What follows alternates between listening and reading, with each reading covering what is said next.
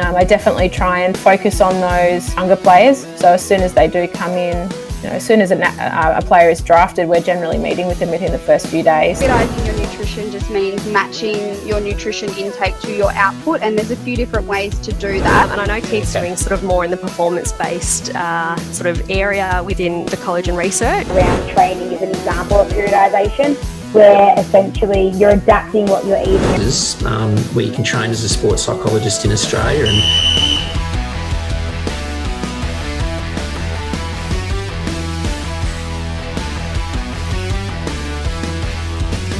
Massage and physio and anything else that they're possibly doing.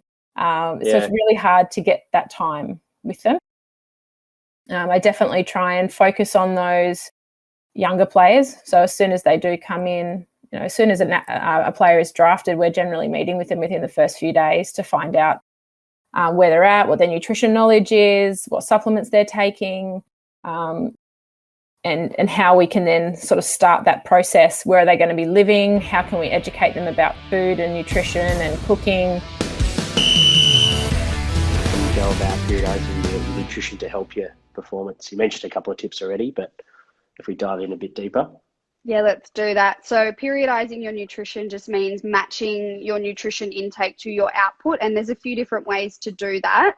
But it also doesn't mean that you need to adjust everything. So the main thing you want to adjust when we're talking about periodising is your carbohydrate intake. So in theory, the longer and harder you train, the more that you need. So to optimise that, you want to put more in.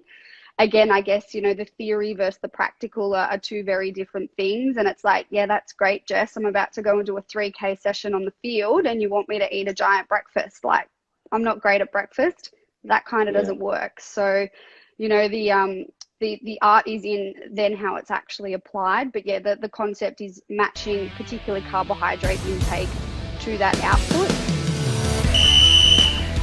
The recommended amount of collagen we should be having each day, and how does that depend from body mass to gender and age, or what are the key sort of variables, I guess, that people need to be aware of?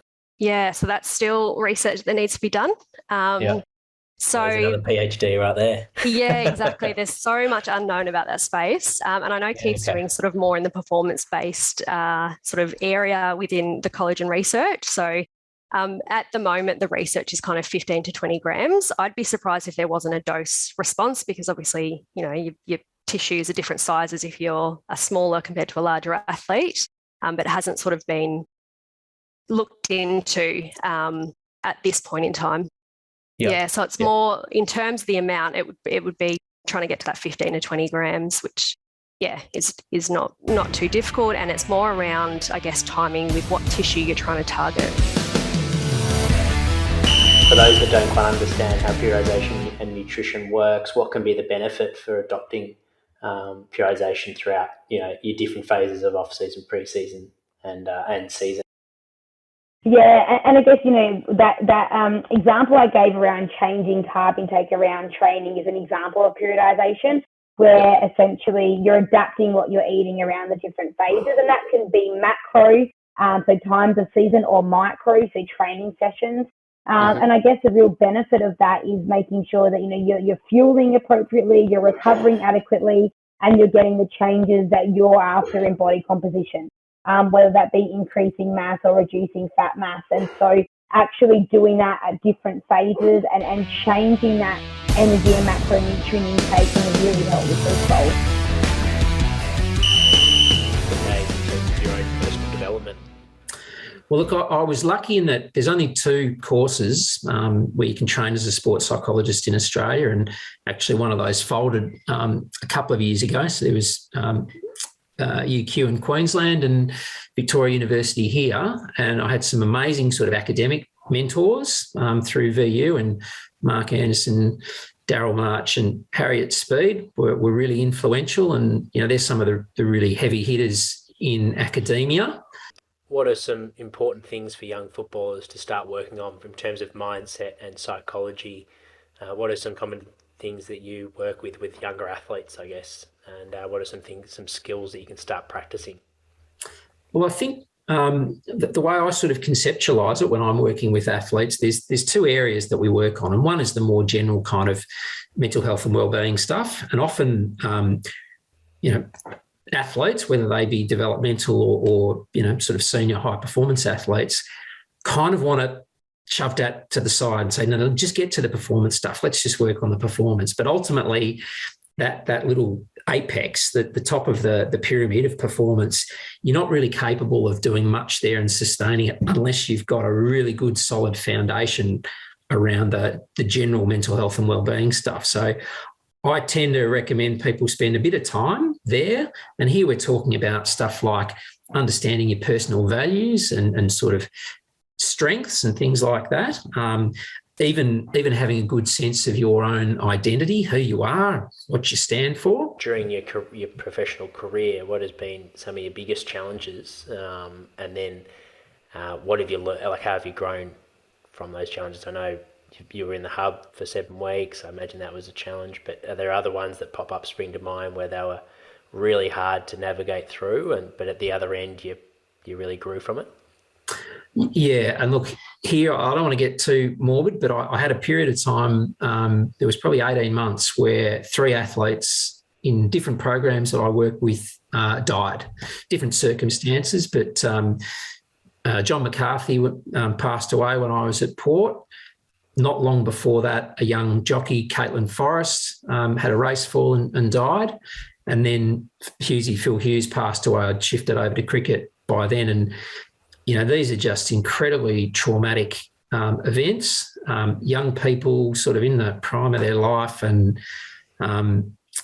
sport tends to create these really intense sort of relationships. So being around and being the psychologist for those 3 groups was incredibly difficult. When you're dealing with trauma, what are some good things to do when it comes to self-care? And look, all the really simple, basic things of health. So, doing your best to eat, even when you don't feel like eating. You're stressed, you lose your appetite, sleep.